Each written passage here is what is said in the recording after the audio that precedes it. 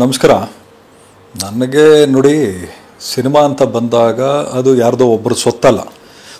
ಆಮೇಲೆ ಮುಖ್ಯವಾಗಿ ಅವತ್ತು ಈ ಟೈಟ್ಲು ಫಿಕ್ಸ್ ಆದಾಗ ಮಹೇಶ್ ಇರಲಿಲ್ಲ, ತರುಣು ಇರಲಿಲ್ಲ. ಅವತ್ತು ಬೇರೆ ಡೈರೆಕ್ಟರ್ ಇದ್ದರು.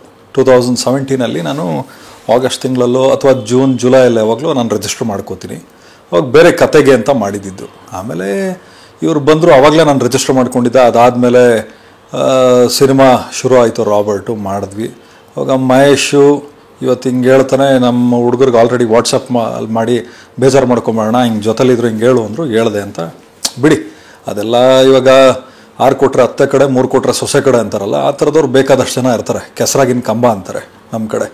ಯಾವ ಕಡೆ ಹೇಳಿದ್ರು ಬೀಳ್ತವೆ. ಆ ಥರದವ್ರು ಕೆಲವೊಂದಷ್ಟು ಇರ್ತಾರೆ. ಅವ್ರಿಗೆಲ್ಲ ನಾನು ಸೀರಿಯಸ್ಸಾಗಿ ತೊಗೊಳಕ್ಕೂ ಅಲ್ಲ.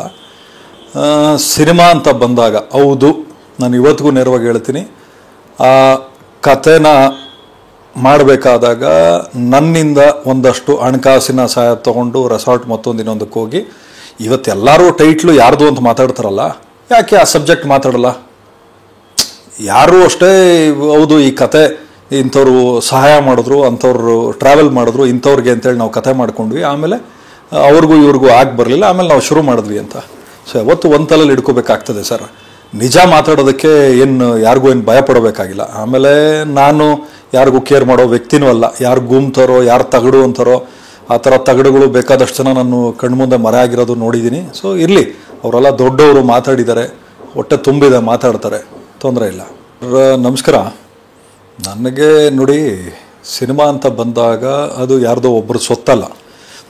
ಆಮೇಲೆ ಮುಖ್ಯವಾಗಿ ಅವತ್ತು ಈ ಟೈಟ್ಲು ಫಿಕ್ಸ್ ಆದಾಗ ಮಹೇಶ್ ಇರಲಿಲ್ಲ, ತರುಣು ಇರಲಿಲ್ಲ. ಅವತ್ತು ಬೇರೆ ಡೈರೆಕ್ಟರ್ ಇದ್ದರು.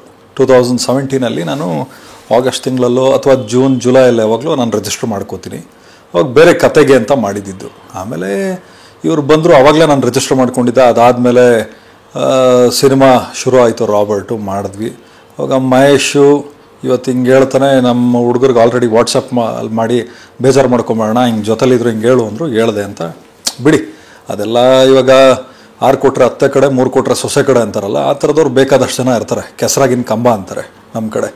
ಯಾವ ಕಡೆ ಹೇಳಿದ್ರು ಬೀಳ್ತವೆ. ಆ ಥರದವ್ರು ಕೆಲವೊಂದಷ್ಟು ಇರ್ತಾರೆ. ಅವ್ರಿಗೆಲ್ಲ ನಾನು ಸೀರಿಯಸ್ಸಾಗಿ ತೊಗೊಳಕ್ಕೂ ಅಲ್ಲ.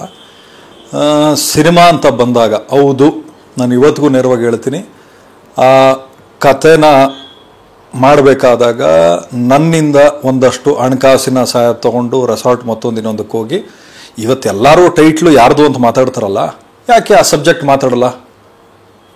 ಯಾರೂ ಅಷ್ಟೇ, ಹೌದು ಈ ಕತೆ ಇಂಥವ್ರು ಸಹಾಯ ಮಾಡಿದ್ರು, ಅಂಥವ್ರು ಟ್ರಾವೆಲ್ ಮಾಡಿದ್ರು, ಇಂಥವ್ರಿಗೆ ಅಂತೇಳಿ ನಾವು ಕತೆ ಮಾಡ್ಕೊಂಡ್ವಿ. ಆಮೇಲೆ ಅವ್ರಿಗೂ ಇವ್ರಿಗೂ ಆಗಿ ಬರಲಿಲ್ಲ, ಆಮೇಲೆ ನಾವು ಶುರು ಮಾಡಿದ್ವಿ ಅಂತ.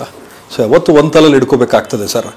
ನಿಜ ಮಾತಾಡೋದಕ್ಕೆ ಯಾರಿಗೂ ಭಯ ಪಡಬೇಕಾಗಿಲ್ಲ. ಆಮೇಲೆ ನಾನು ಯಾರಿಗೂ ಕೇರ್ ಮಾಡೋ ವ್ಯಕ್ತಿನೂ ಅಲ್ಲ. ಯಾರು ಗುಮ್ತಾರೋ, ಯಾರು ತಗಡು ಅಂತಾರೋ, ಆ ಥರ ತಗಡುಗಳು ಬೇಕಾದಷ್ಟು ಜನ ನಾನು ಕಣ್ಮುಂದೆ ಮರೆ ಆಗಿರೋದು ನೋಡಿದ್ದೀನಿ. ಸೊ ಇರಲಿ, ಅವರೆಲ್ಲ ದೊಡ್ಡವರು, ಮಾತಾಡಿದ್ದಾರೆ, ಹೊಟ್ಟೆ ತುಂಬಿದೆ, ಮಾತಾಡ್ತಾರೆ, ತೊಂದರೆ ಇಲ್ಲ.